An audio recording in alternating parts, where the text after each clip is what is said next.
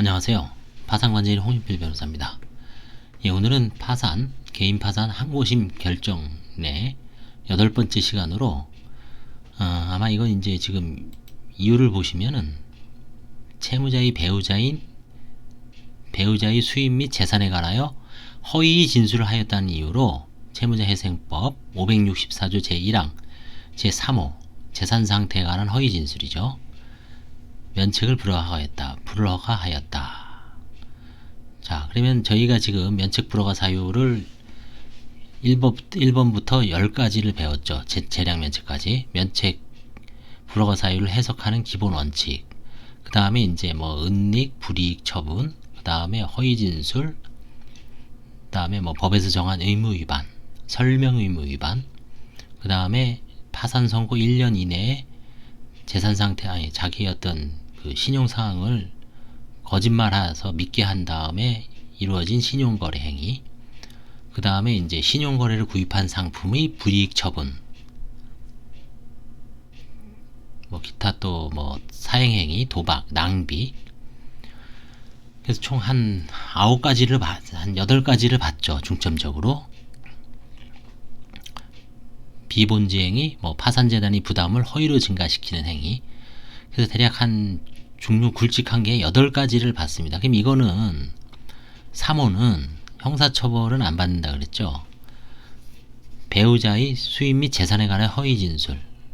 그러면 벌써 딱 이제까지만 배운 것만 봐도 이거는 이건 좀 뭔가 잘못 판단했다라고 느껴지죠. 이제까지 그 면책 불허가 사유를 아니면 항고심 결정례를 잘 보면 뭐라 그랬습니까? 채무자의 수입 및 재산에 관하여 허위 진술해야 되죠. 친족의 재산 및 수입에 관해서 허위 진술한 거는 면책 불허가 사유가 아닙니다. 다만 재판장이나 관제인이 그 배우자의 수입 및 재산에 관해서 좀 의문이 있어서 뭐 예를 들어서 자영업인을 하는데 이거 채무자가 하는 것 같아요. 그때 설명을 하도록 요청을 할 수는 있죠. 아니면 법원은 보정명령을 내릴 수 있습니다. 거기에 위반하면 재산 상태에 관한 허위 진술이 아니라 법에서 정한 의무 위반, 판사의 혹은 관제인이 설명 의무 위반으로 면책 불허가를 시킬 수 있습니다. 근데 이거는 지금 564조 1항 제3호에 의하여 면책을 불허가했습니다. 결국 이제 잘못된 해석이란 얘기죠. 대충 이 정도만 놓고 보면 뒤에 나오는 얘기는 아마 그거를 풀어서 쓴 걸로 짐작이 됩니다. 이 정도를 생각하실 수 있으면 벌써 대단하신 거죠. 여러분들은 한번 보겠습니다.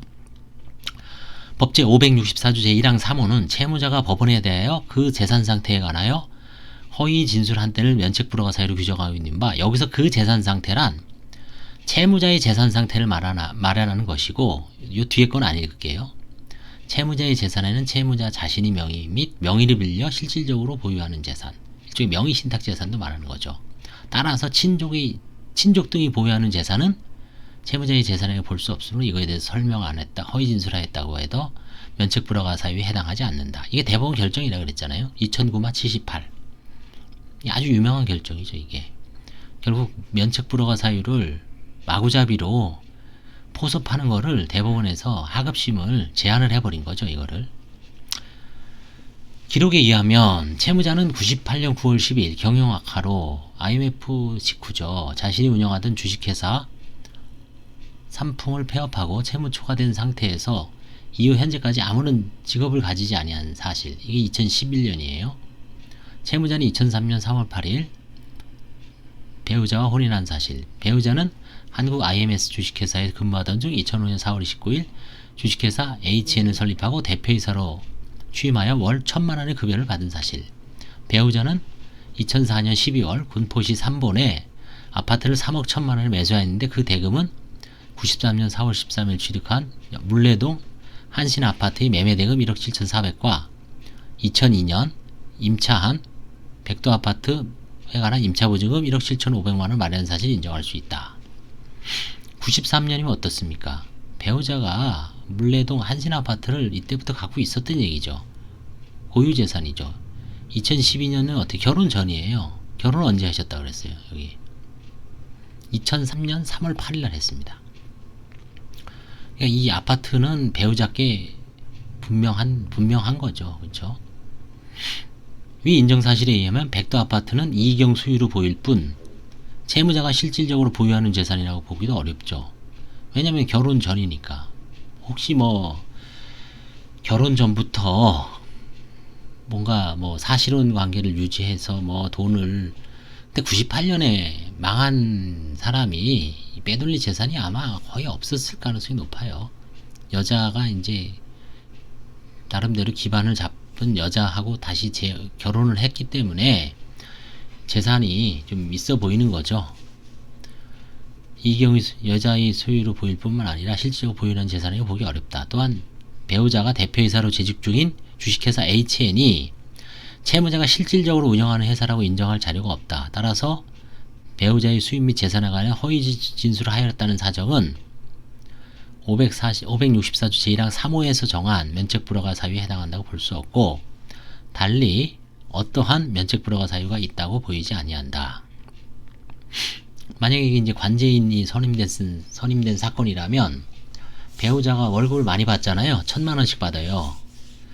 그 다음에 이제 공교롭게도 결혼한 이후에 뭐 회사가 설립돼요. 그러면 이게 혹시 채무자와 관련된 회사인지, 그럼 채무자가 98년 9월 달에 경영학으로 운영하던 회사는 같은 업종인지, 뭐 동종 업종인지, 아니 유사 업종인지, 전혀 다른 업종이다. 뭐 예를 들어서 이 사람은 전형적인 무슨 뭐 제조업체를 운영하는데 여자는 무슨 뭐 인터넷이나 IT 쪽으로 그 운영을 했다. 그리고 무슨 뭐 전산 관련 무슨 자격증이 있거나 대학에서 아니면 뭐 전문대에서 그런 쪽으로 아마 만약에 이제 그 전공을 했다. 회사 경력도 그렇다. 그러니까 여자의 회사죠. 남자는 뭐 예를 들어서 철공소를 운영을 했다. 아니면 뭐 밀링, 선반, 기계 공업에 종사를 해왔다.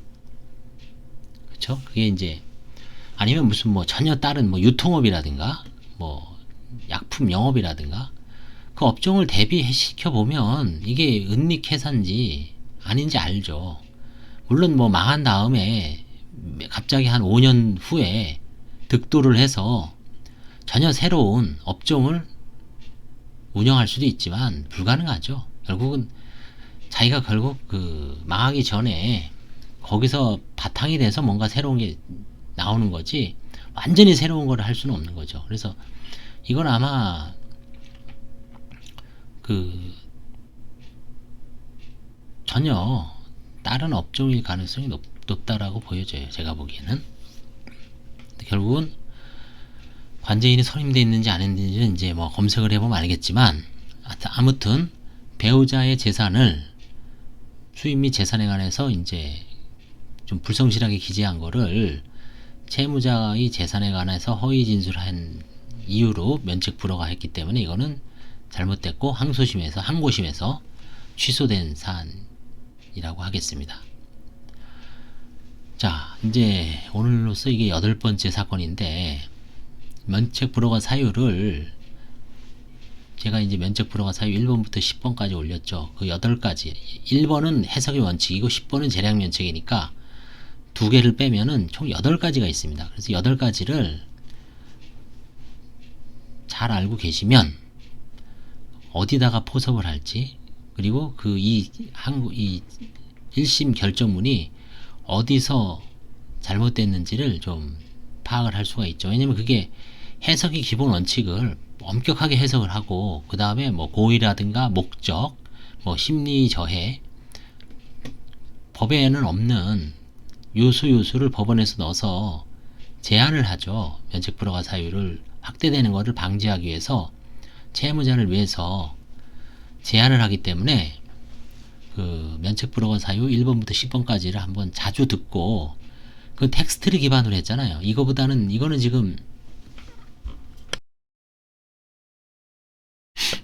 스캔을 떠서 좀 글씨가 좀 잘라져 보입니다. 근데 제가 한 거는 그거는 한글을 아주 확대해 갖고 32포인트로 한글에서 이걸 PT를 이제 이렇게 입힌 거기 때문에 글자가 나름대로 잘 보일 거예요. 그래서 제 목소리를 들으면서 아니면 목소리를 뭐 지우더라도 그 내용은 아마 훑어볼 수 있을 겁니다. 이렇게 좀 느린 화면으로 예를 들어서 지금 정상적으로면 보통 100이잖아요.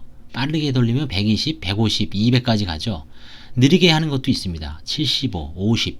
그리고 소리를 없애면 제 목소리를 없애면은 그 글자만 보이죠. 글자만 이렇게 보고 아 이건 이렇구나. 그것만 하면 되죠. 목소리 뭐 좋은 목소리는 아닌다만 그 없애버리고 텍스트만 봐도 아주 훌륭한 교재가 될 수 있습니다. 그게.